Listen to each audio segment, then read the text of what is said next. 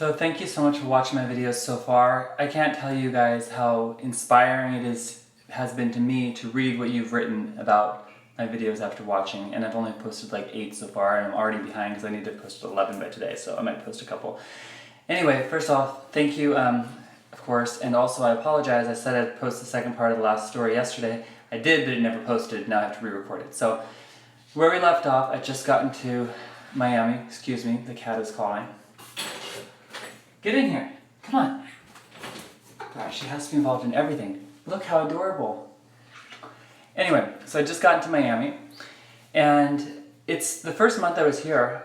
It was just me and the cats. I didn't know anyone here. I didn't go out of my way to try to hang out with anybody. I did meet a really cool lady the first night I was here, who's now become a friend of mine, Sonia, and I think I talked about her in an earlier video actually. But other than that, I just took time to just get my place set up, which took me 3 days because I'm OCD. And I just kind of got my bearings. I spent a lot of time at the beach, recorded some videos, recorded some music, did some painting. It was a lovely time. So after I was here for a month though, my friend Matthew McDonald from Boston came down to stay with me. And he ended up staying over a month and stayed all of October and into November. And that was a wonderful time. He is a great guy with a great energy, and he was such a joy to have here. And he helped me out too because he knew that I was trying to rent my spare room on Airbnb. So he asked me how much I wanted for it, how much I was trying to earn for it every month on Airbnb. And I told him, and he said, well, how about I pay you that and stay with you for a month and you don't have to rent it. So I said, well, that would be great, okay. And he actually ended up paying me more than I asked because he also covered utilities and a little bit extra. So that was really wonderful. It was great to have him here. And when he left after a little over a month, he told me that he felt like he'd gotten his creativity back, and he felt so much better having been here and felt more centered. After he was here, I had a series of other guests, good friends, come and stay, and I had my good friends Dean and Phil come for Christmas for almost 10 days.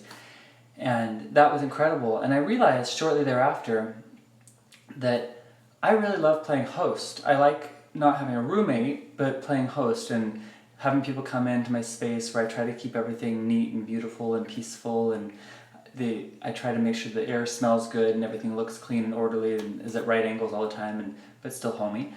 So I thought, maybe I should figure out how to work this into the next venture. Because I was already thinking about leaving retail at some point, even before I moved down here. So I was talking to my friend Rachel Hope, who I grew up with. I've actually known her for 28 years, since literally the day she was born at the hospital. I held her when she was first born, I think actually a couple days later, but I saw her at the hospital the day she was born. I was 8 years old. And she came down, we were talking about plans and for the future, and she's such an inspiring person herself.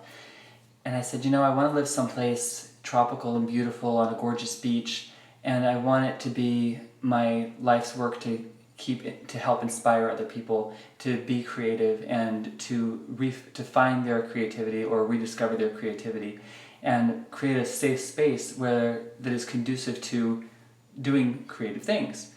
So I was picturing some sort of tropical location, probably some sort of organic farm involved there that is self-sustaining, so people can come there and just get away from the rigors of everyday life and all the technology and all the connectivity of life in the city, and just reconnect to themselves, to the environment, to each other, to their art, to their inspiration, to their creativity. So I'm thinking kind of like an upscale sort of B&B type situation, but long-term, because this will be a destination you don't just drive in and out of, probably an island or at least a very small coastal town.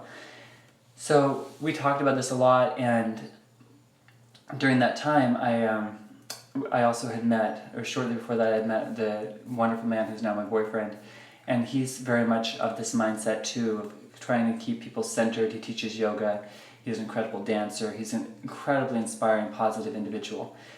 And so I thought, okay, this is what I want to do. I want to assemble a team, and I want to build a place like this, and this would be my life's work. It was still formulating, it was still kind of percolating, and it wasn't all there yet. The pieces weren't all there, it hadn't all gelled, but I knew I was on the right track. So this has already been 5 minutes, so part 3 coming right up.